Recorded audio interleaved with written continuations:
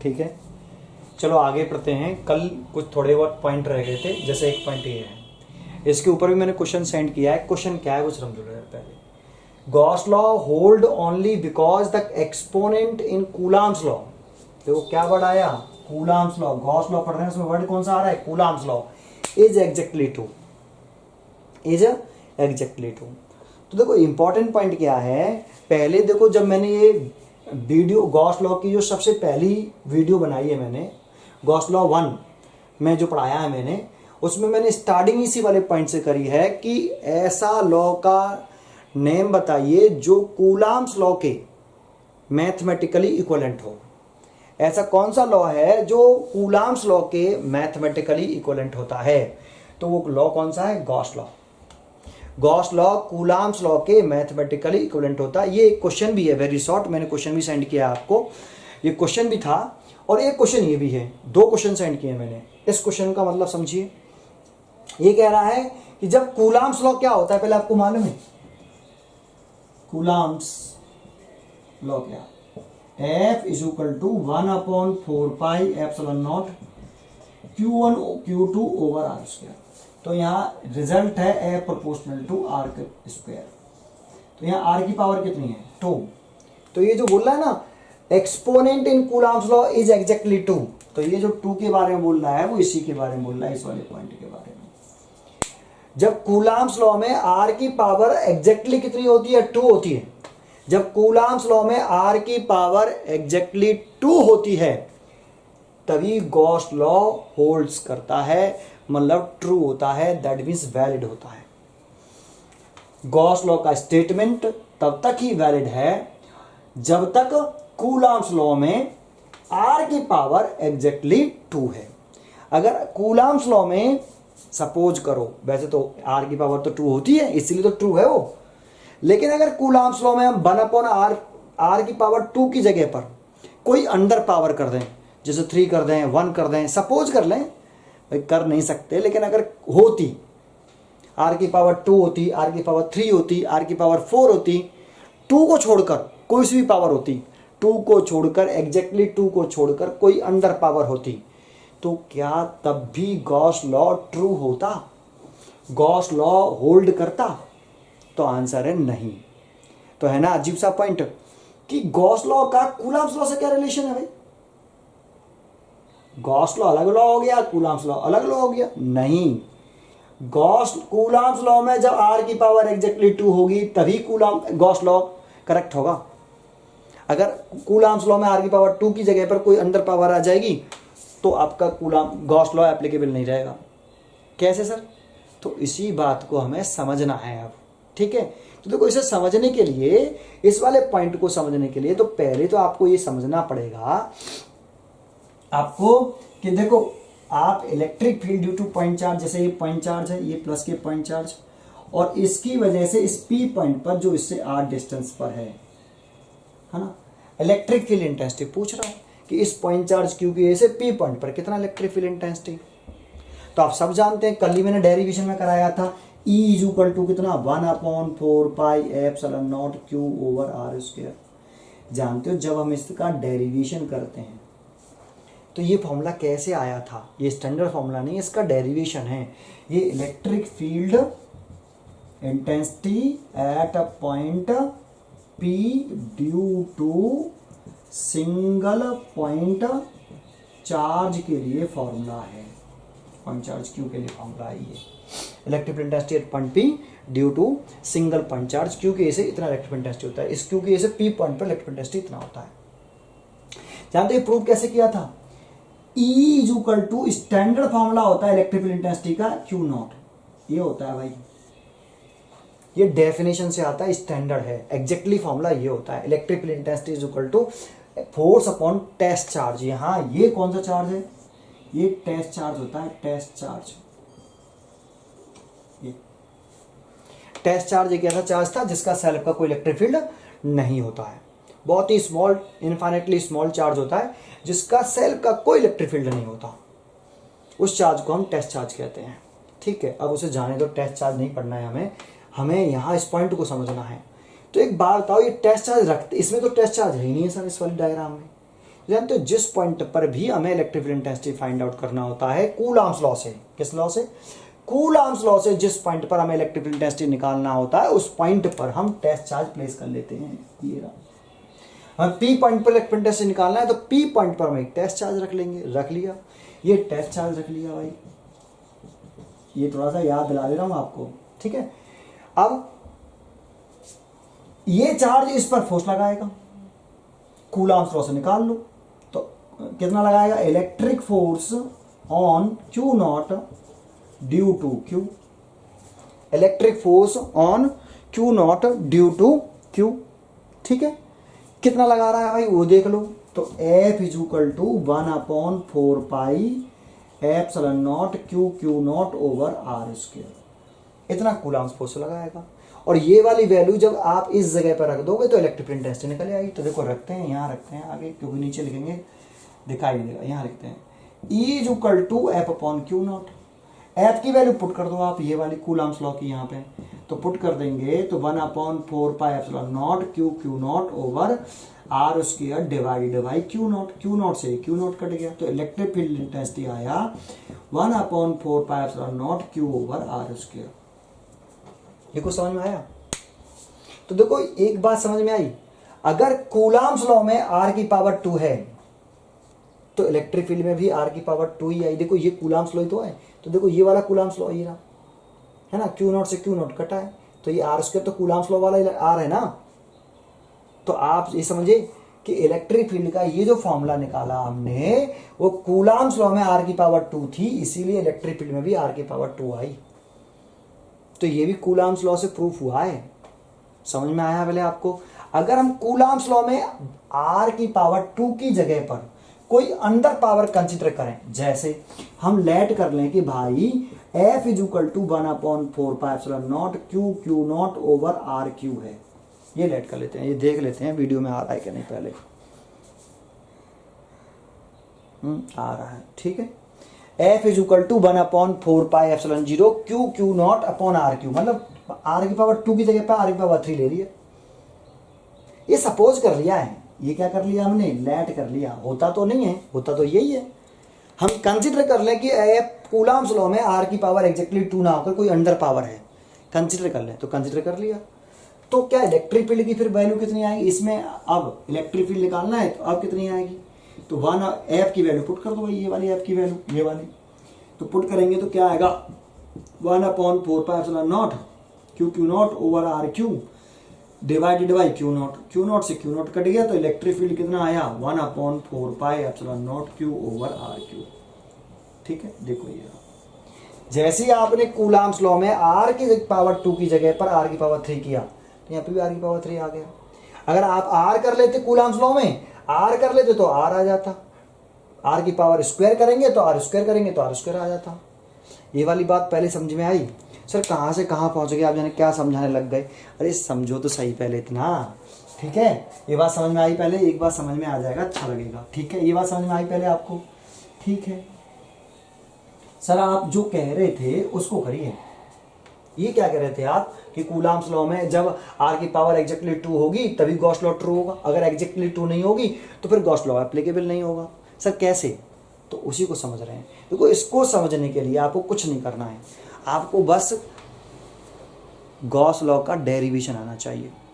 अगर आपको Gauss law का डेरिवेशन आता है तो ये समझ में आ जाएगा। तो आपको देखो सिमेट्री वाले सरफेस, सिमेट्रिकल सरफेस से जब मैंने किया था उसका डेरिवेशन रिपीट कर रहा हूँ। अगर नहीं आता तो पहले आप देखिए गॉस लॉ 5, ठीक है। गॉस लॉ ये 7 होनी चाहिए यार, 6 तो हमने कल अपलोड कर दी थी, 7 है ना। गॉस लॉ 5 और 6 देखिए आप, ठीक है, नहीं तब ये समझ में आएगा, ठीक है। चलिए देखते हैं। सबसे पहले हम एक स्फीयर बना लेते हैं। सबसे पहले हम एक स्फीयर, एक क्लोज सरफेस हो गया, ये क्या आ गया, क्लोज सरफेस, है ना। अब हम गॉस लॉ का डेरिवेशन कर रहे हैं, गॉस लॉ का डेरिवेशन। इसके सेंटर पर हम क्या रख लेते हैं, एक चार्ज, याद करो, और यहाँ पे एक स्मॉल एरिया बना लेते थे, ये इसकी एरिया की डिस्टेंस सरफेस के परपेंडिकुलर बाहर की तरफ, ये रेडियस इसकी कितनी r, ये पॉइंट P। इस पॉजिटिव चार्ज मान लें तो इस चार्ज की वजह से P पॉइंट पर इलेक्ट्रिक फील्ड की डायरेक्शन दिखा दें, ये रही। तो ई और डी ए के बीच में जो एंगल आया वो कितना आया 0। ई और डायरेक्शन ऑफ एरिया के बीच में कितना एंगल है 0 डिग्री।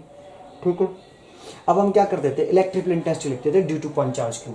तो लिखें electric field intensity at point P due to q, कितना लिखें, E is equal to 1/4πε0 q over are q. Sir r q कहाँ होता था, आर स्क्वायर था। अरे तो यही तो चेंज किया है, यही तो चेंज कर लिया है। अगर कूलॉम्स लॉ में आर की पावर एग्जैक्टली 2 ना होकर कोई अंडर पावर हो तो मैंने 3 मान ली कि कूलॉम्स लॉ में भाई ऐसे रिलेशन है, तो इलेक्ट्रिक फील्ड में भी तो ऐसे रिलेशन हो जाएगा। यही तो चेंज करना है, तो चेंज कर दिया। और समझ में आ रहा है, तो चेंज कर दिया। अब चेंज कर दिया, चलो आगे देखते हैं। चेंज इसलिए किया कि अगर 2 एग्जैक्टली 2 है तो पहले ढाई प्रूव कर चुके हैं हम। 3 कर दें तो पहले ढह के नहीं वो चेक कर लेते हैं, तो 3 कर लिया।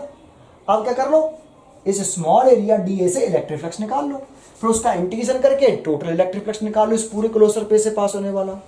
तो small electric flux through a small surface area d, तो d phi is equal to E d A cos 0 degree. तो ई की वैल्यू पुट कर दो 1/4πε0 क्यू ओवर आर क्यू, और ये तो ई की वैल्यू हो गई, और डी ए कॉस 0 की वैल्यू 1 हो गई, डी फाई हो गया। इसे सॉलिड एंगल के बेसिस पे भी कर सकते हो, विदाउट सॉलिड एंगल के बेसिस पे भी कर सकते हो, जैसा करना चाहो दोनों से आ जाएगा। पहले मैं विदाउट सॉलिड एंगल की करके दिखा देता हूं आपको, विदाउट सॉलिड एंगल की करके दिखा देता हूं। अब क्या करो, total electric flux through the entire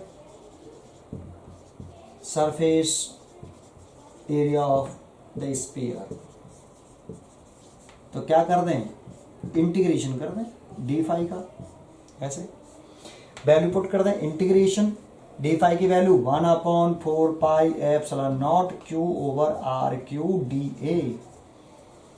क्या बाहर आ जाएगा, इंटीग्रेशन, सॉरी बाहर क्या आ गया 1/4πε0 क्यू ओवर आर क्यू, और integration by close surface D A.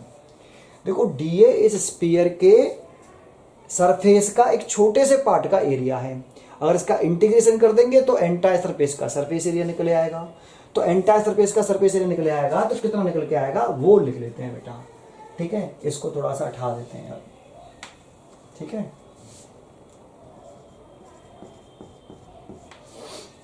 ठीक है, यहां तक अब कर लो।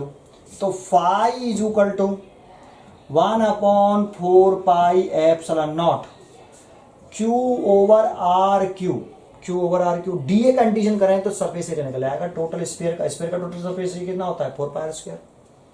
बच्चे कहते हैं सर इसमें भी आर की पावर 2 कर दो, 3 कर दो। भाई ये कूलम्स लॉ थोड़ी है, surface area A is equal to 4πr² का क्या रिलेशन इस सरफेस एरिया का जो रिलेशन है कूलम्स लॉ से है, नहीं है, इलेक्ट्रिक फील्ड का था, इलेक्ट्रिक फील्ड का था, इलेक्ट्रिक फील्ड का रिलेशन कूलम्स फोर्स के रिलेशन से था। ये इलेक्ट्रिक फील्ड का जब फॉर्मूला हम ड्राइव कर रहे हैं तो उसमें कूलम्स लॉ लगा के ही प्रूफ हुआ है, इसीलिए मैंने आपको वो समझाया शुरुआत में। इसमें मत कर देना कि इसमें भी तुम कर दो कि ए इज इक्वल टू 4πr²। मैं ये नहीं कह रहा कि आर की पावर 2 को चेंज कर दो, अरे हर जगह पे नहीं चेंज करना है, किसमें चेंज करना था, कूलम्स लॉ में चेंज करना था, कूलम्स लॉ में। तो ये कूलम्स लॉ थोड़ी है उसमें चेंज कर दोगे आप। ठीक है, क्लियर हुआ, चलें आगे बढ़ते हैं। तो देखो इस 4π से तो ये 4π कट गया, और ए आर क्यू है, ये r² है, तो कट गया एक। तो देखो रिजल्ट क्या आ गया, phi is equal to Q over ε0r, दिख रहा है, ये आया रिजल्ट। तो यहाँ पे देखो ये इलेक्ट्रिक फ्लक्स किस पर डिपेंड कर रहा है, इस स्फीयर की रेडियस पर डिपेंड कर रहा है।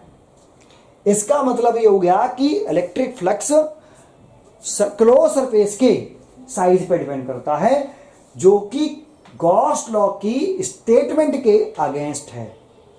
ये स्टेटमेंट जो आ रहा है ये गॉस लॉ के स्टेटमेंट के अगेंस्ट नहीं है, क्योंकि गॉस लॉ ने ये कहा था कि जो इलेक्ट्रिक फ्लक्स किसी भी क्लोज सरफेस से जो इलेक्ट्रिक फ्लक्स पास होता है, एनी क्लोज सरफेस से जो इलेक्ट्रिक फ्लक्स पास होता है, वो शेप और साइज पे डिपेंड नहीं करता। जबकि इसमें जब डेरिवेशन किया तो यहाँ आर आ गया, और आर आ गया तो इलेक्ट्रिक फ्लक्स इसकी रेडियस पे डिपेंड करने लगा। तो साइज चेंज करेंगे तो रेडियस चेंज होगी, और रेडियस चेंज होगी तो आपका इलेक्ट्रिक फ्लक्स भी, उस सरफेस से पास होने वाला इलेक्ट्रिक फ्लक्स भी चेंज होगा। और इलेक्ट्रिक फ्लक्स चेंज हुआ साइज चेंज करने से, तो ये स्टेटमेंट किसके अगेंस्ट है? गॉस लॉ के अगेंस्ट है। इसीलिए देखो यहाँ ये गॉस लॉ ट्रू नहीं रहा, गॉस लॉ ट्रू नहीं रहा, समझ दिया।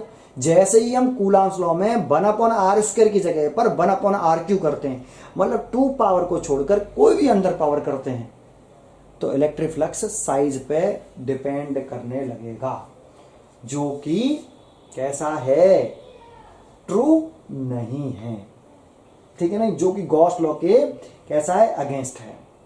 इसीलिए हम कह रहे हैं कि गॉस लॉ होल्ड करता है, क्योंकि कूलॉम्स लॉ में r की पावर एग्जैक्टली 2 है। और इसी चीज को मैं ये जो मैंने कराया है, समझाया, ये नोट्स में भी लिखा है आपके में, और इसके ऊपर मैंने एक क्वेश्चन भी सेंड किया है बिल्कुल सेम टू सेम। उसमें कह रहा है कि कूलॉम्स लॉ में 1/r² की जगह पर अगर हम 1/r³ ले लें तो क्या गॉस लॉ होल्ड करेगा? ये लिख रहा है। एक क्वेश्चन भी है, और लास्ट में मैंने कल जो आपको व्हाट्सएप ग्रुप में एक क्वेश्चन मैसेज, एक क्वेश्चन भेजा है, क्वेश्चन नहीं है, एक नोट है, 2 नोट हैं, तो उसमें भी ये पॉइंट लिखा हुआ है, ठीक है, चेक कर लेना। समझ में आया आपको ये? ठीक है, आगे बढ़ते हैं। ठीक है, एक छोटे से पॉइंट को समझाने के लिए कितना टाइम वेस्ट हो गया, चलो कोई बात नहीं, पॉइंट होता है, बहुत अच्छा पॉइंट है, ठीक है। चलिए आगे बढ़ते हैं, नया पॉइंट देखते हैं भाई, ठीक है। आगे मैं देखो एक छोटे क्वेश्चन से शुरुआत करूंगा, एक छोटे से क्वेश्चन से शुरुआत करूंगा, फिर मैं अच्छे क्वेश्चन लेके आगे बढ़ूंगा, ठीक है। तो पहला क्वेश्चन ये है कि क्वेश्चन ये भी आता है कि एक आपको क्या दे देगा? क्लोज सरफेस दे देगा, और उसमें कहेगा कि इसमें एक इलेक्ट्रिक डायपोल प्लेस्ड है। तो इलेक्ट्रिक डायपोल जानते हो ना, ये होता है इलेक्ट्रिक डायपोल भाई। इलेक्ट्रिक डायपोल किसे कहते हैं? जब सेम मैग्नीट्यूड के 2 चार्जेस और अपोजिट साइन के, सेम मैग्नीट्यूड के हैं और अपोजिट साइन के 2 चार्जेस एक दूसरे से स्मॉल डिस्टेंस पर प्लेस होते हैं, तो उस अरेंजमेंट को हम क्या बोलते हैं? इलेक्ट्रिक डायपोल बोलते हैं। तो ये इलेक्ट्रिक डायपोल है आपका। अब इस इलेक्ट्रिक डायपोल इसके अंदर रख दिया, क्लोज सरफेस के अंदर, फिर पूछ रहा है कि इस क्लोज सरफेस से कितना इलेक्ट्रिक फ्लक्स पास होगा। तो ये तो क्यू इनसाइड कितना है? क्यू इनसाइड 0, क्योंकि ये माइनस के क्यू है, ये प्लस के क्यू है, टोटल चार्ज देखना है 0। क्यों देखना है? क्योंकि इलेक्ट्रिक फ्लक्स का फॉर्मूला क्या था? गॉस लॉ क्या है? 1/ε0 इनटू क्या लिखते हैं यहाँ पे? Net charge enclosed by close surface, ये लिखते हैं। और net charge enclose by close surface देखें तो 1/ε0। ये भी चार्ज क्लोज सरफेस के अंदर है, ये भी चार्ज क्लोज सरफेस के अंदर बंद है, तो नेट चार्ज लिख लो आप। तो ये से कट गया, बराबर कितना? 0। एक क्वेश्चन हो गया, ये बहुत इजी क्वेश्चन था। इलेक्ट्रिक डायपोल कहता है, इलेक्ट्रिक डायपोल मूवमेंट के, एक इलेक्ट्रिक डायपोल है, उसका डायपोल मूवमेंट इतना है और वो क्लोज सरफेस के अंदर बंद है, तो बताओ कितना इलेक्ट्रिक फ्लक्स पास होगा? तो 0 रहेगा। इलेक्ट्रिक डायपोल जब तक अंदर है तो उस क्लोज सरफेस से पास होने वाला इलेक्ट्रिक फ्लक्स 0 ही रहेगा, ठीक है। नेक्स्ट क्वेश्चन देखते हैं, नेक्स्ट अगला, ठीक है।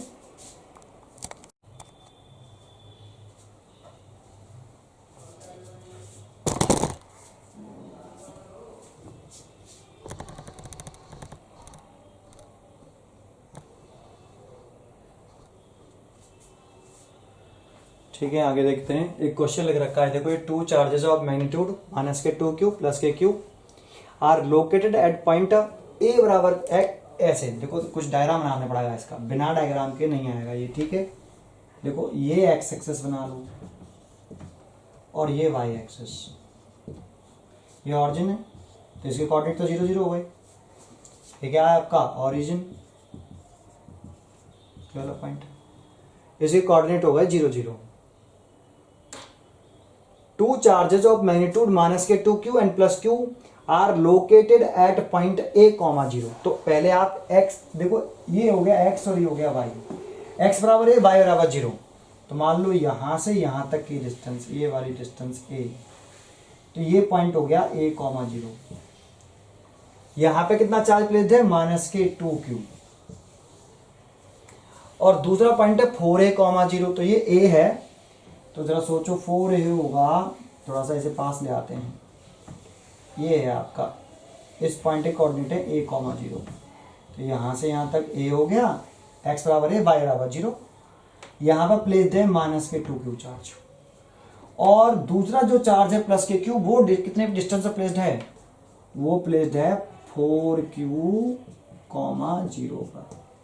यहाँ पे +q चार्ज है, यहाँ से यहाँ तक की डिस्टेंस 4a हो गई, 4a, 0। ठीक है।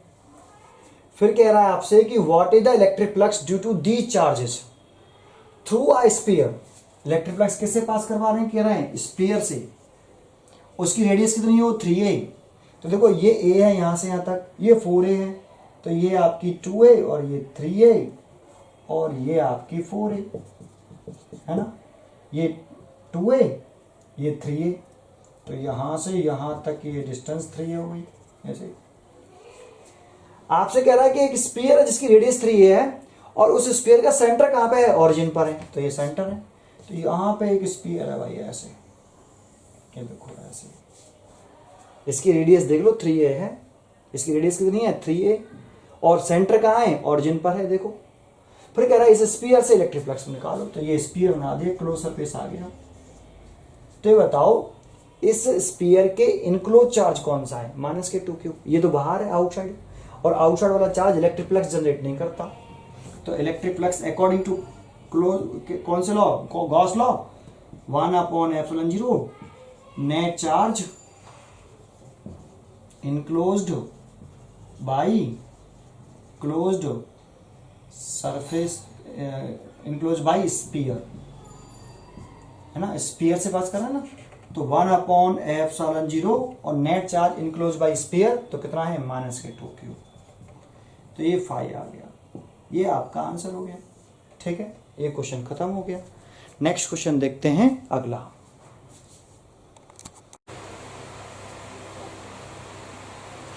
ठीक है, आपको ये क्वेश्चन दिख रहा होगा आपको यहाँ, एक बहुत ही अच्छा क्वेश्चन है, ये भी मैंने आपको शेयर किया है व्हाट्सएप ग्रुप पर। सॉल्यूशन देखते हैं, अच्छी तरीके से देखना भाई, ठीक है, बहुत अच्छा क्वेश्चन है।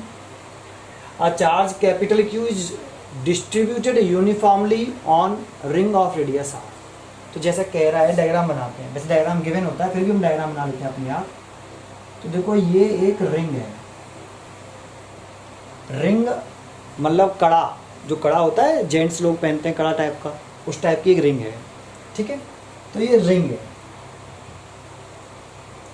और इस रिंग के सरफेस पर r रेडियस की रिंग है, इसकी रेडियस सेंटर हो गया इसका रिंग का ओ, और इस रिंग पर कैपिटल Q चार्ज डिस्ट्रीब्यूटेड है यूनिफॉर्मली।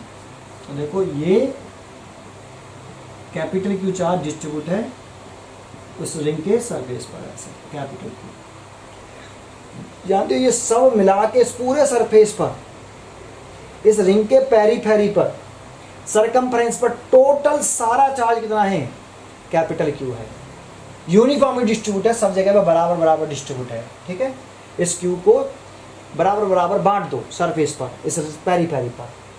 ठीक है, आगे क्या कह रहा है पढ़ते हैं।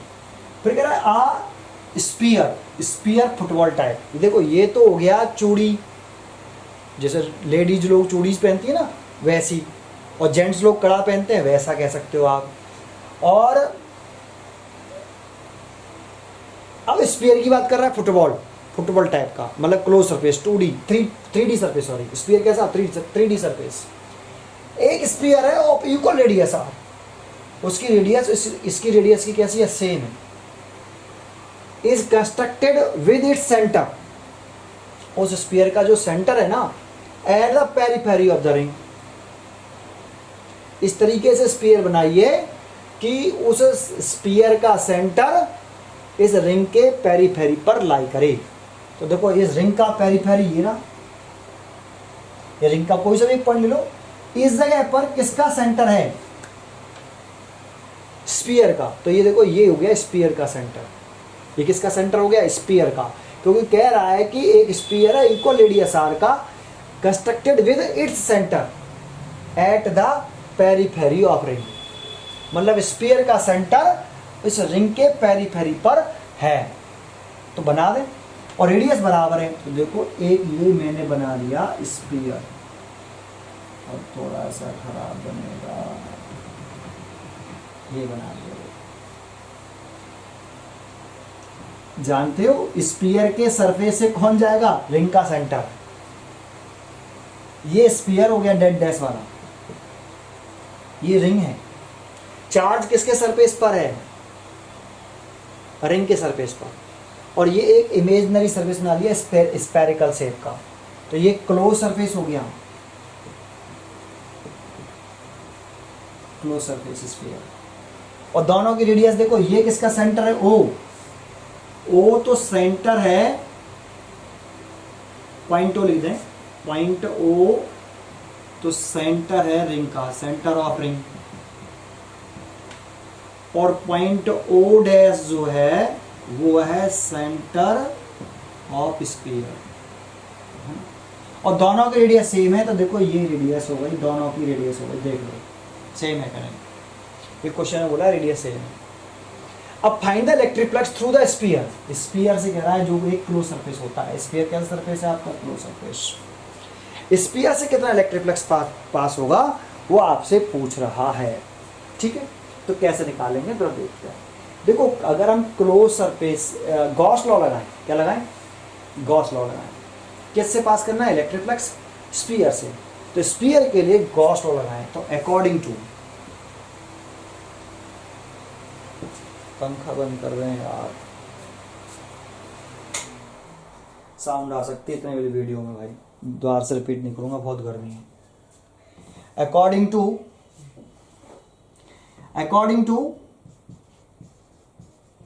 Gauss law, according to Gauss law, तो electric flux passing through the sphere, यहां क्लोज सरफेस यही है, phi is equal to 1/ε0 into क्या लिखते हैं? Net charge enclosed by close surface, close surface. यहां क्लोज सरफेस कौन है भाई? स्फीयर ही तो है। तो आपका ये ध्यान रखना, क्लोज सरफेस मतलब स्फीयर, ठीक है। तो आप बताइए इस स्फीयर के अंदर है ये कैपिटल क्यू चार्ज पूरा, क्या ये कैपिटल क्यू चार्ज जो है वो क्या स्फीयर के इनक्लोज्ड है, इनसाइड है? नहीं, इस रिंग का ये कैपिटल क्यू चार्ज इस पूरे रिंग पर लाई कर रहा है, इस पे, इस पूरी रिंग पर सब मिला के कैपिटल क्यू है इस पूरी रिंग पर। हमें कौन सा चार्ज देखना है? हमें केवल ये चार्ज लेना है। देखो मैं थोड़ा सा अलग पेन से लिख के दिखाता हूं, हमें केवल ये वाला चार्ज लेना। देखो ये वाला, इस पे नहीं आ रहा है यार, कोई दूसरा पेन है, चलो इसी से करते हैं। हमें केवल ये वाला चार्ज लेना है भाई, ये वाला, इतने सरफेस पे चार्ज। थोड़ा सा मोटा कर देता हूं इसको, इतने सरफेस पे चार्ज। सर इतने पे क्यों लेना है? क्योंकि रिंग का ये वाला पोर्शन ही स्फीयर के इनसाइड है, रिंग का यही वाला पोर्शन किसके अंदर है? स्फीयर के इनक्लोज्ड है। तो अगर हमें क्या करना था? हमें तो नेट चार्ज निकालना है इनक्लोज बाय स्फीयर, और स्फीयर के अंदर चार्ज किसके ऊपर है? रिंग के सरफेस के ऊपर। तो स्फीयर के अंदर रिंग का कितना पोर्शन इनक्लोज है? तो इतना पोर्शन इनक्लोज है। तो इतने पोर्शन पर अगर हम चार्ज निकाल लें तो इस वाले पोर्शन पर मान लो चार्ज कितना है? Q dash. लेट किया है, गिवन तो है नहीं है। अगर इस चार्ज की वैल्यू निकाल लें, क्यू डैश कितने पोर्शन पर? केवल इतने वाले पोर्शन पर कितना चार्ज है? ये क्यू इस पूरे रिंग पर है, पूरे सरकमफ्रेंस पर क्यू चार्ज है, सब मिला के क्यू है। तो इतने पोर्शन पर कितना चार्ज होगा ये निकाल लें तो फिर निकल जाएगा भाई आपका। तो उसके हिसाब से तो phi is equal to 1/ε0 q dash. लेकिन क्यू डैश तो हमने लेट किया, उसकी वैल्यू अगर निकाल दें यहां रख दें आंसर आ जाएगा। तो उसकी वैल्यू कैसे निकालेंगे, इसी में कंसेप्ट है। तो समझते हैं उसको कैसे निकालते हैं।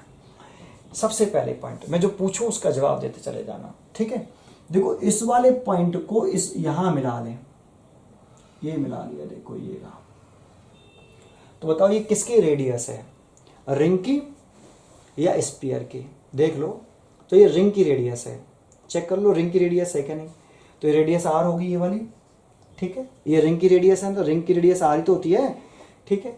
अच्छा, और ये वाला सेंटर किसका है, ये ओ डैश है, ये किसका सेंटर है, स्फीयर का, और स्फीयर के सेंटर को आप यहां मिला लो ऐसे ही। तो बताओ ये किसकी रेडियस है, ये वाली दूसरी वाली, ये रेडियस है आपकी स्फीयर की, ये रेडियस स्फीयर की है, ये वाली रेडियस थी, कितना गंदा हो गया, ये रेडियस किसकी हो गई, स्फीयर की। तो स्फीयर की रेडियस और रिंग की रेडियस इक्वल नहीं है कि नहीं?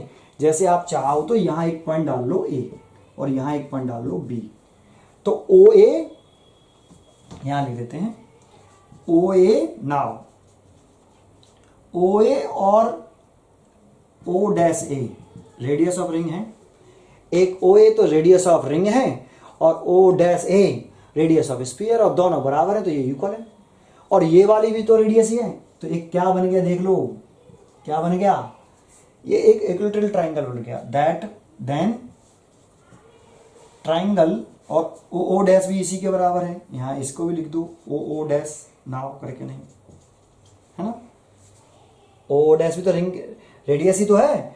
तो देखो इसकी ये ट्रायंगल सा बन गया, कौन सा ट्रायंगल, ओ ए ओ डैश, ये कौन सा ट्रायंगल हो गया, इक्विलैटरल,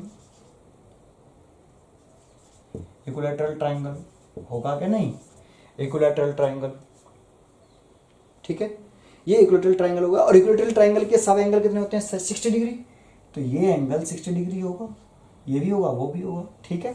ऐसे ही सिमिलरली आप ये देख लो, ओ बी और ओ डैश बी, ऐसे सिमिलरली आप लिख सकते हो इसे, सिमिलरली ओ बी डैश और ओ डैश, ये सब भी बराबर आ रहे हैं, तो then triangle O dash B also कैसा, इक्विलैटरल ट्रायंगल। तो ये भी इक्विलैटरल ट्रायंगल है, इसके भी साथ सभी एंगल 60 डिग्री होंगे, तो ये एंगल भी 60 डिग्री। तो ये पूरा एंगल कितना हो गया, तो इसे हटा देता हूं, ये पूरा एंगल, ये वाला एंगल, इसे भी हटा देता हूं, ये भी हटा देता हूं, ये वाला एंगल कितना हो गया, ये वाला 120 डिग्री हो गया, 120 डिग्री है ना, ये 120 डिग्री हो गया। समझ में आता आपको, ये समझ में आता है, ठीक है। अच्छा, अब जरा देखते हैं आगे देखते हैं, हमें क्या करना था, एक बात बताओ, इस पूरे सरकमफ्रेंस पर, इसके पूरे सरकमफ्रेंस पर कितना चार्ज है, तो इसके पूरे सरकमफ्रेंस पर चार्ज है कैपिटल क्यू, है ना, और वो पूरा सरकमफ्रेंस कितना एंगल बनाता है, 360 डिग्री, तो 360 डिग्री जो है एंगल बनाता है होल सरकमफ्रेंस, उस पर कितना चार्ज है, कैपिटल क्यू, है ना, इतना बात समझ में आई, ठीक है। तो एक छोटी सी बात समझ लीजिए आप, ये देखो दो तरीके से लिख सकते हो यहां पे, है ना, क्या कि 360 डिग्री जब एंगल बना रहा है तो कितना चार्ज है, क्यू, ये पूरे सरकमफ्रेंस में तो कैपिटल क्यू चार्ज है, अरे पूरे इस रिंग के होल सरकमफ्रेंस में तो कैपिटल क्यू चार्ज है, जो रिंग है इस रिंग के होल सरकमफ्रेंस में तो चार्ज कितना है, कैपिटल क्यू, और ये पूरा सरकमफ्रेंस सेंटर पर कितना एंगल बनाएगा, 360 डिग्री, 360 डिग्री, तो 360 डिग्री जब एंगल बनता है तो कितना चार्ज डिस्ट्रीब्यूट है पूरे सरकमफ्रेंस पर, कैपिटल क्यू। तो एक डिग्री पर कितना चार्ज डिस्ट्रीब्यूट होगा, क्यू अपॉन 360, तो 120 डिग्री पर कितना चार्ज डिस्ट्रीब्यूट होगा, तो क्यू ओवर 360 मल्टीप्लाइड बाई 120, 0 से 0 कटेगा, 3 बार, तो कितना चार्ज डिस्ट्रीब्यूट होगा, क्यू बाई 3। समझ में आया, 120 डिग्री तो एंगल बना रहा है, ये वाला सरकमफ्रेंस यहां से यहां तक का कितना एंगल सबटेंड कर रखा है, 120। तो ए वाला पोर्शन ने, इस वाले आर्क ने कितना एंगल बना रखा है सेंटर पर, 120 डिग्री, और पूरे सरकमफ्रेंस ने, पूरे होल सरकमफ्रेंस ने कितना एंगल बना रखा है सेंटर पर, 360 डिग्री। जब पूरा सरकमफ्रेंस जो 360 डिग्री में आता है तो होल सरकमफ्रेंस पर कितना चार्ज होता है Q। तो 360 डिग्री जब बनाता है तो Q चार्ज है, तो 1 डिग्री बनाएगा तो Q बटे 360 डिग्री होगा, और 120 डिग्री बनाएगा तो कितना चार्ज होगा Q/3। एक तो ऐसे कर सकते हो। अगर आप ऐसे नहीं करना चाहते तो आप ऐसे कर सकते हो कि देखो भाई आपका 360 डिग्री जब होता है तो कितना सरकमफ्रेंस घेरता है वो 2πr। तो 1 डिग्री बनाएगा तो कितना सरकमफ्रेंस होगा 2πr बटे 360। तो 120 डिग्री होगा तो कितना सरकमफ्रेंस होगा उसका, तो 2πr बटे 360 इंटू 120। 0 से 0 कट गया, 12 से कट गया 3 बार, तो कितना आया, ये दिखाना ही होगा नीचे। ये तो खराब ही है। यहां देखते हैं 360 डिग्री बनाएगा तो कितना सरकमफ्रेंस होगा 2πr। ये पूरा सरकमफ्रेंस कितना एंगल बनाता है 360 डिग्री। तो 360 डिग्री पर सरकमफ्रेंस कितना 2πr होल पूरा। तो 1 डिग्री पर सरकमफ्रेंस कितना 2π। एक सरकमफ्रेंस पे कितना, समझ लो दोबारा से, 360 डिग्री पर 2πr, तो 1 डिग्री पे कितना 2π बटे 360 डिग्री। तो 120 डिग्री सरकमफ्रेंस, ये वाला ये सरकमफ्रेंस कितना एंगल बना रहा है 120 डिग्री तो बना रहा है सेंटर पर। तो 120 डिग्री तो कितना circumference 2πr 360 degree multiplied by 120। तो एक कट गया, देखो इससे कितनी बार 3 बार, तो कितना आया 2πr बटे 3। तो इसका जो आर्क की लंबाई आ गई, इस वाले आर्क की लंबाई आ गई वो 2πr/3 आ गई।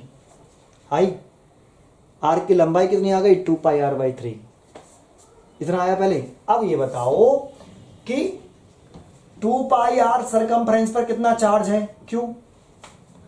इस पूरे सरकमफ्रेंस पर टोटल कितना चार्ज है Q। तो एक पर कितना होगा Q बटे 2πr। हमें कितने सरकमफ्रेंस पर निकालना है, इतने पर, और इसकी लंबाई मैंने निकाल ली है कितने पर 2πr बटे 3 सरकमफ्रेंस पर कितना चार्ज होगा, तो वो मैंने Q डैश माना है। कितना होगा Q बटे 2πr मल्टीप्लाइड बाई 2πr बटे 3। तो ये से कट गया, कितना आया Q/3 आया। और सीधे सीधे कर लेते वो ज्यादा बेटर था। क्या सीधे सीधे क्या 360 डिग्री में कितना चार्ज Q। ये पूरा सरकमफ्रेंस 360 डिग्री बनाएगा तो कितना चार्ज Q है ना। थोड़ा सा ऊपर ले देता हूं, 360 डिग्री बनाएगा तो कितना चार्ज Q। तो 1 डिग्री बनाएगा तो कितना चार्ज Q बटे 360 डिग्री। कितना डिग्री बना रहा है ये वाला आर्क 120 डिग्री। 120 डिग्री बनाएगा तो कितना चार्ज 360 इंटू 120। एक कट गया, कितनी बार 3, तो Q/3। तो समझ में आया। तो इस वाले सरफेस पर कितना चार्ज आ गया, ये Q/3। और Q/3 आ गया तो यहां पुट कर दो, तो इलेक्ट्रिक फ्लक्स निकल आएगा किससे, स्फीयर से पास होने वाला। यही वाला चार्ज क्यों लिया समझ में आया, क्योंकि ये स्फीयर के इनक्लोज है। गॉस लॉ लगाते हैं तो क्लोज सरफेस के अंदर वाला चार्ज लेते हैं, तो इलेक्ट्रिक फ्लक्स आ जाएगा 1/ε0 Q/3। ठीक है भाई, ये आंसर हो गया। ठीक है, चलिए आगे नेक्स्ट क्वेश्चन देखते हैं।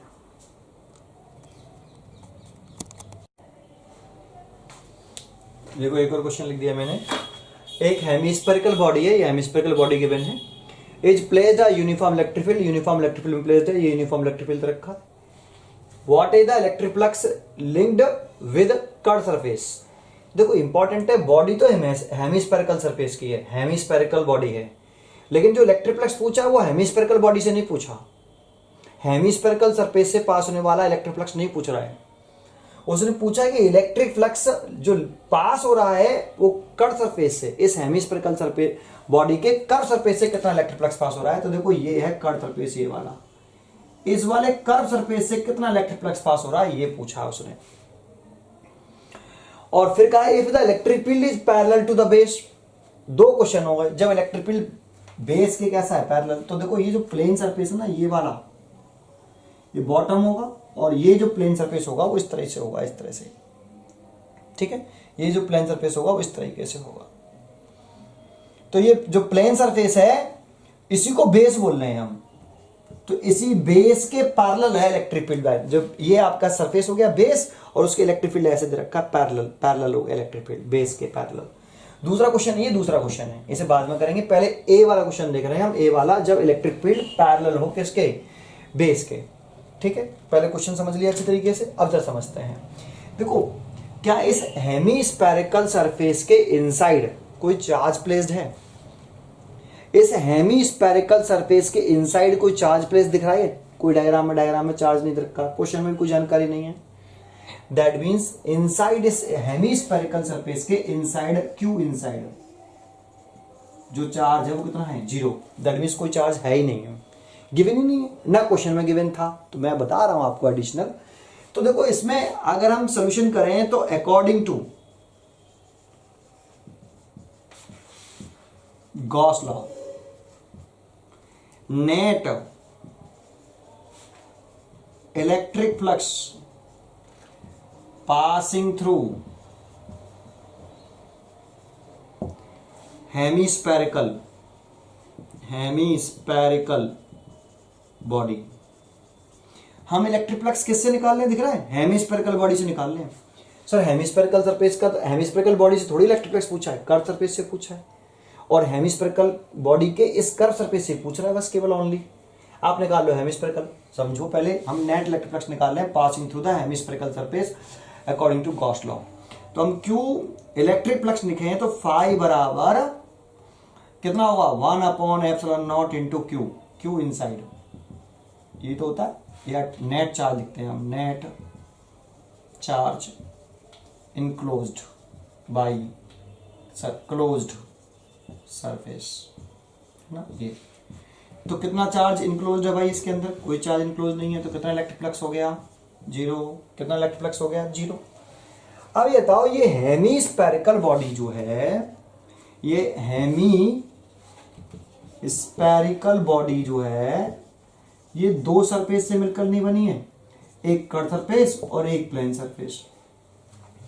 हेमीस्फेरिकल बॉडी दो सरफेस से मिलकर बनी है, एक तो प्लेन सरफेस से और एक कर्व सरफेस से।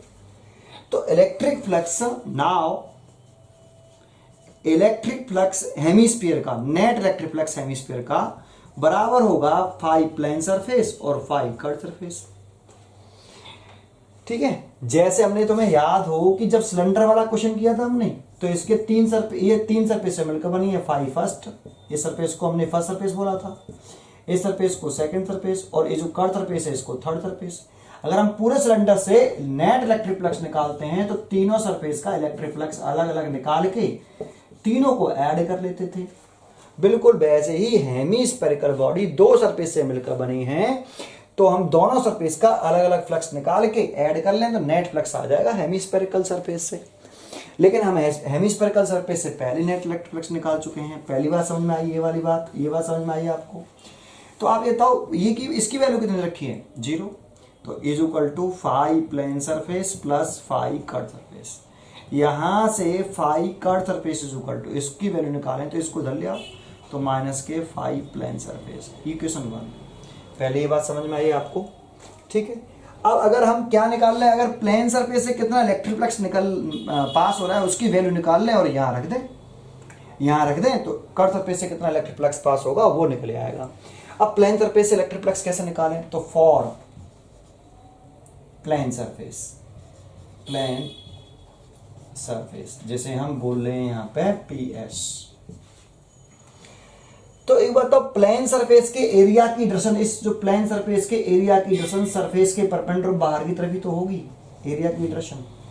ये पूरे हेमीस्फीयर का सरफेस एरिया नहीं है, ये केवल और केवल इस प्लेन सरफेस के एरिया की डायरेक्शन दिखाई है मैंने, सरफेस के परपेंडिकुलर बाहर की तरफ। आप केवल प्लेन सरफेस को देखो, और इलेक्ट्रिक फील्ड की डायरेक्शन ये रही, तो E और एरिया की डायरेक्शन के बीच में कितना एंगल है?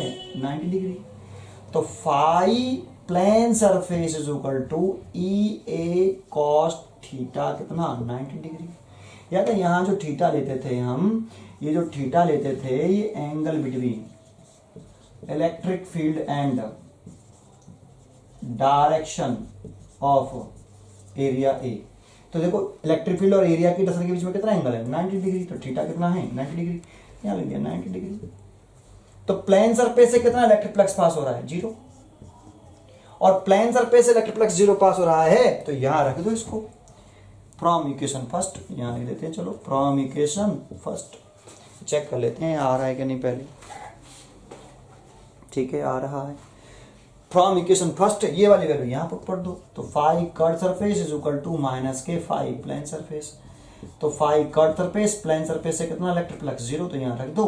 तो कर्व सरफेस से भी कितना इलेक्ट्रिक फ्लक्स जीरो, तो आंसर आ गया कर्व सरफेस से कितना इलेक्ट्रिक फ्लक्स पास होगा। समझ में आया आपको कैसे फाइंड आउट किया? ठीक है, तो कर्व सरफेस से आपका इलेक्ट्रिक फ्लक्स फाइंड आउट हो गया। ये पहले पार्ट का क्वेश्चन हो गया। समझ में आया आपको? ठीक है, ऐसे करिए, ये अच्छा तरीका बताया मैंने आपको। इधर समझे सेकंड पार्ट है इसका। सेकंड पार्ट क्या रहा है आपसे, देखो फिर दोबारा से ऐसे डिलीट कर देता हूँ, गलत किया यार, मिटाना नहीं, पूरा नहीं मिटाना चाहिए था, चलो मिटा तो दिया, और क्या है। सेकंड पार्ट क्या कह रहा है, देखो बी कह रहा है कि इलेक्ट्रिक फील्ड जो हो वो perpendicular to the base. Diagram given होते हैं क्वेश्चन में। देखो दोबारा से मैं हेमिस्फेरिकल सरफेस बना लेता हूँ, ये मैंने एक हेमिस्फेरिकल सरफेस बना लिया। इलेक्ट्रिक फील्ड यहाँ पर इस तरह से दे रखा है भाई, ऐसे ये यूनिफॉर्म इलेक्ट्रिक फील्ड है इस तरीके से, ये यूनिफॉर्म इलेक्ट्रिक फील्ड, और ये इसका क्या है प्लेन सरफेस, ये प्लेन सरफेस है, ये कर्व सरफेस है आपका ये वाला, इसके अंदर भी कोई चार्ज नहीं है, दिख रहा है। तो कह रहा है कि कर्व सरफेस इलेक्ट्रिक फ्लक्स कितना पास होगा, तो बिल्कुल सेम टू सेम कर लो, पहले लिख लो अकॉर्डिंग टू, अब ये मिटाना नहीं चाहिए था, ये पूरा पोर्शन रिपीट करना पड़ेगा। According to Gauss law net electric flux passing through hemispherical body, तो phi is equal to 1/ε0 into charge कितना जीरो, तो जीरो। ना अब ये हेमी स्फेरिकल सरफेस दो सरफेस से मिलकर बना है, कर्व सरफेस और प्लेन सरफेस से, इसकी वैल्यू कितनी है जीरो। तो phi curve surface plus phi plane surface, अभी ये पूरा पूरा किया था सेम टू सेम, तो फाई कर्व सरफेस पूछ रहा है तो इसको धर ले आओ, तो माइनस के फाई प्लेन सरफेस, इक्वेशन 1 डाल दो, ये तो सेम टू सेम हो गया। नाउ अब जरा देखो इसमें एरिया की डायरेक्शन दिखाएं, इस सरफेस के एरिया की डायरेक्शन दिखाएं, इसकी रेडियस तो आ रही है, तो एरिया की डायरेक्शन दिखाएं तो ऐसे आएगी। ये एरिया केवल किसकी डायरेक्शन दिखाई है मैंने, फॉर प्लेन सरफेस, तो हम बात कर रहे हैं फॉर प्लेन सरफेस, ठीक है, केवल प्लेन सरफेस की बात कर रहे हैं। देखो अगर हम प्लेन सरफेस का इलेक्ट्रिक फ्लक्स निकालें ना कितना पास हो रहा है, तो कर्व सरफेस का अपने आप निकल आएगा। तो फॉर प्लेन सरफेस, तो प्लेन सरफेस के लिए देखो एरिया की डायरेक्शन दिखाएं, प्लेन सरफेस के लिए ये जो बेस है आपका उसके एरिया की डायरेक्शन सरफेस के परपेंडिकुलर बाहर की तरफ, तो एरिया की डायरेक्शन इधर है और इलेक्ट्रिक फील्ड डायरेक्शन ऊपर है, तो ई और एरिया की डायरेक्शन के बीच में यहाँ एंगल कितना हो गया 180 डिग्री। यहाँ थीटा क्या नेम याद है ना, angle between E and direction of area A 180 degree. तो फॉर प्लेन सरफेस से इलेक्ट्रिक फ्लक्स का फॉर्मा लगाएं, ये वाला ई ए कॉस थीटा, और यहाँ थीटा किसके बीच में एंगल होता है, angle between E and direction of area कितना है 180 डिग्री, तो 180 डिग्री लिख रहे हैं। इलेक्ट्रिक फील्ड ई है, एरिया लिखें तो देखो एरिया इस पूरे हेमिस्फेरिकल बॉडी का थोड़ी है, हम किसका इलेक्ट्रिक फ्लक्स निकाल रहे हैं, प्लेन सरफेस का, तो प्लेन सरफेस का एरिया दिखाया हमने ओनली ये, ठीक है। और प्लेन सरफेस के एरिया की डायरेक्शन ऐसे है, तो एरिया की डायरेक्शन ऐसे आ गई, तो एरिया की वैल्यू कितनी होगी, प्लेन सरफेस क्या है, एक सर्कुलर सरफेस है, सर्कुलर प्लेन सरफेस है, सर्कुलर प्लेन सरफेस का एरिया कितना होता है पाई आर स्क्वायर ऐसे, और कॉस 180 की वैल्यू कितनी माइनस, तो माइनस ये फाई प्लेन सरफेस आ गया, ठीक है। ये phi plane surface from now, from equation किससे, इक्वेशन 2 से, फर्स्ट से सॉरी, ये वाली जो फाई प्लेन सरफेस की वैल्यू यहाँ रख दो, तो कर्व सरफेस से इलेक्ट्रिक फ्लक्स निकल आएगा माइनस के फाई प्लेन सरफेस, तो phi curve surface is equal to minus ये वाली वैल्यू पुट कर दो, तो माइनस का ई पाई आर स्क्वायर, तो माइनस माइनस प्लस हो गया, तो इलेक्ट्रिक फ्लक्स कर्व सरफेस से कितना आ गया, प्लस का ई पाई आर स्क्वायर। एक छोटी सी बात बताओ यार, ये जो इलेक्ट्रिक फील्ड लाइंस हैं, ये वाली इलेक्ट्रिक फील्ड लाइंस इस तरह से होंगी, ऐसे होंगी कि नहीं, ऐसे ऐसे, तो प्लेन सरफेस में इलेक्ट्रिक फील्ड लाइंस एंटर कर रही हैं लीव कर रही हैं, तो एंटर, इसलिए तो नेगेटिव फ्लक्स आ रहा है, और कर्व सरफेस के electric field lines curve surface से लीव कर रही हैं एंटर कर रही हैं, तो लीव कर रही हैं तो फ्लक्स कैसा आ रहा है, प्लस का, जितनी लाइंस एंटर कर रही हैं कर्व सरफेस से उतनी लाइन बाहर लीव कर रही हैं, और टोटल रिफ्लेक्स देखें कट सरफेस और प्लेन सरफेस दोनों को मिला के, तो ये प्लस का, ये माइनस का, ये माइनस का, ये प्लस का है, तो टोटल रिफ्लेक्स कितना हो जाएगा 0, जो कि पहले से है हेमिस्फेरिकल बॉडी से पूरे से कितना 0। इसके इनसाइड कोई चार्ज नहीं है ना बेटा, समझ में आया पहले आपको, इसीलिए यहाँ पे चार्ज 0 रखा है हमने। ये क्वेश्चन समझ में आ गया, ठीक है। आगे देखते हैं, एक क्वेश्चन और बता देता हूँ मैं इसमें, ठीक है। ये बात समझ में आ गई, ये ठीक है। चलिए आगे देखते हैं नया क्वेश्चन। देखो एक और क्वेश्चन लिखा मैंने, देखो ये फिगर आपको दे रखा है, दो स्पीयर कॉन्सेंट्रिक स्पीयर हैं, ये स्पीयर हैं, ठीक है, दोनों, एक ये एक ये, डायग्राम गिवन है ये। इस स्पीयर S1 के अंदर Q चार्ज प्लेस्ड है और इस स्पीयर S2 के अंदर यहां पर 2Q चार्ज है, ये इस जगह पर है 2Q, ठीक है, ठीक है। फिर कह रहा है what is the ratio of electric flux through S1 and S2, ratio पूछ रहा है। तो स्पीयर S1 से देखते हैं, for spear S1 Gauss law लगाते हैं, phi S1 1/ε0 into net charge enclosed by sphere S1। आप इलेक्ट्रिक फ्लक्स किससे पास कर रहे हो S1 से, और S1 से इलेक्ट्रिक फ्लक्स पास कर रहे हो तो स्पीयर S1 के इनसाइड वाला जो चार्ज है वो कितना है वो देखेंगे। तो phi S1 is equal to, तो फाई S1 तो देखो स्पीयर S1 के इनसाइड, इस स्पीयर S1 के इनसाइड एक कैपिटल Q चार्ज है, इस स्पीयर S1 के ये बाहर है और बाहर वाला चार्ज नहीं लेते हैं, पीछे समझा चुका हूं, इसीलिए 1/ε0 इंटू कितना Q, ये स्पीयर S1 से पास होने वाला इलेक्ट्रिक फ्लक्स हो गया।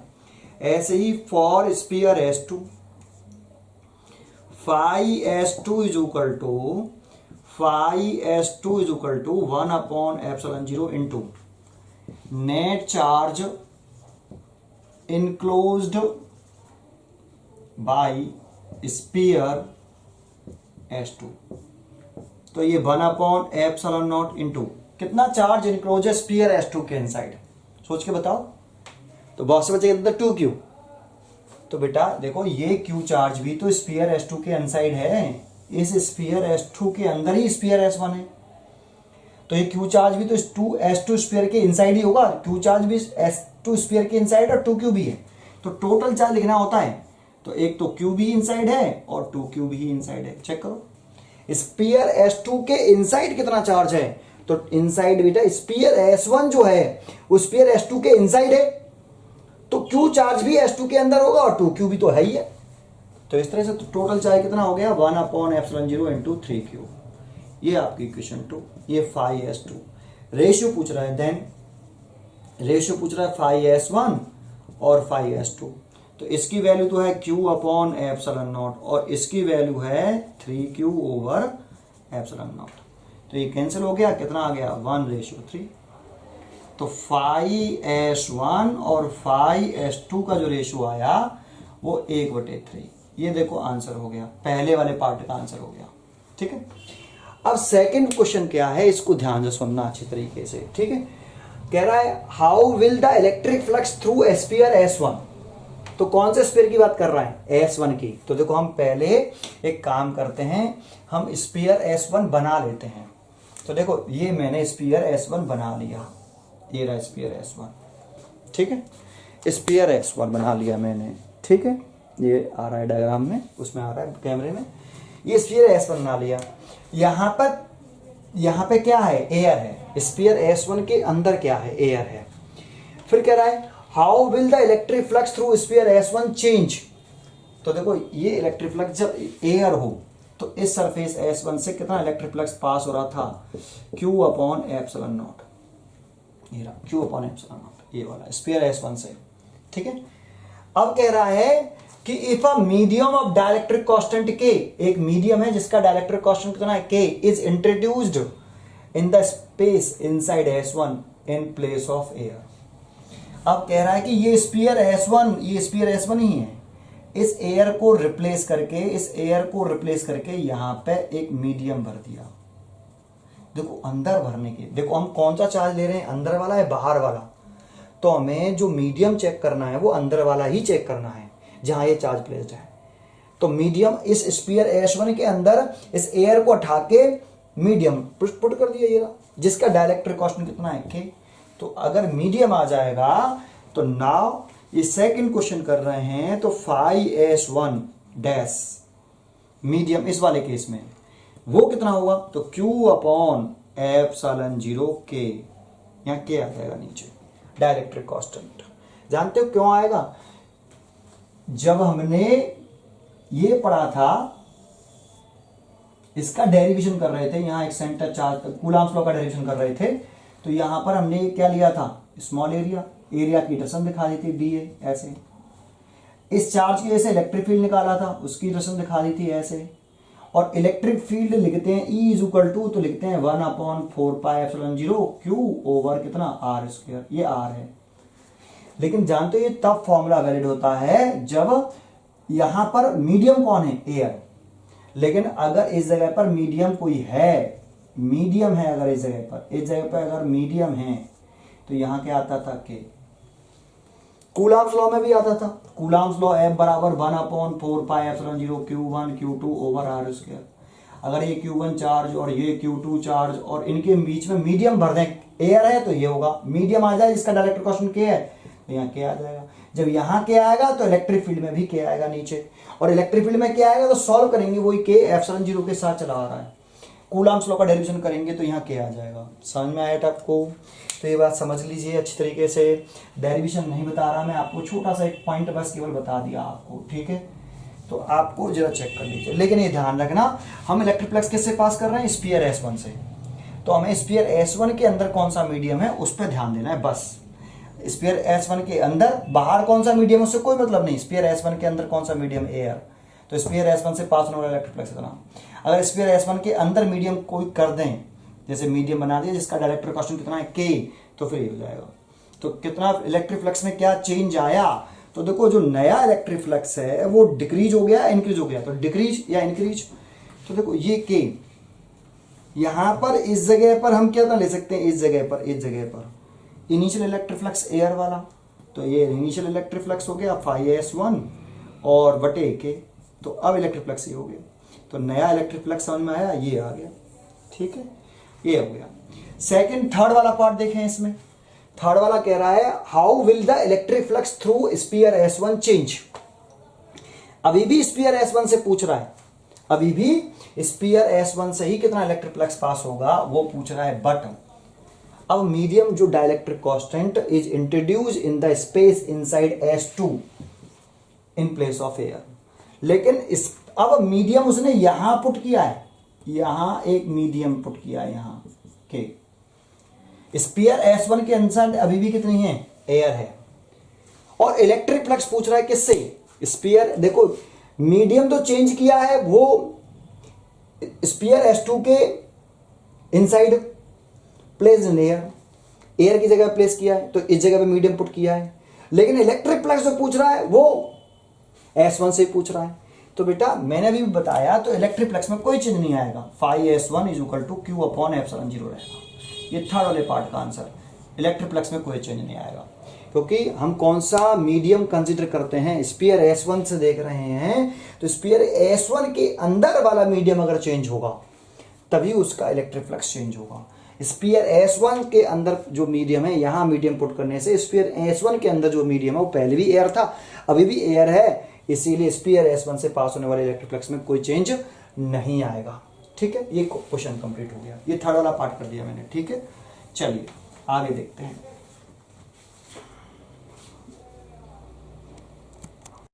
देखो इससे आगे जो क्वेश्चन हैं वो हैं क्यूब वाले, कि अगर हम क्यूब के सेंटर पे एक चार्ज रख दें तो होल क्यूब से कितना इलेक्ट्रिक फ्लक्स पास होगा और उसके एक फेज से कितना इलेक्ट्रिक फ्लक्स पास होगा। फिर दूसरा क्वेश्चन आता है, अब हम क्यूब के सेंटर पे चार्ज ना रखें, एक कॉर्नर पे चार्ज रख दें, तो होल क्यूब से कितना इलेक्ट्रिक फ्लक्स पास होगा, एक फेज से कितना पास होगा।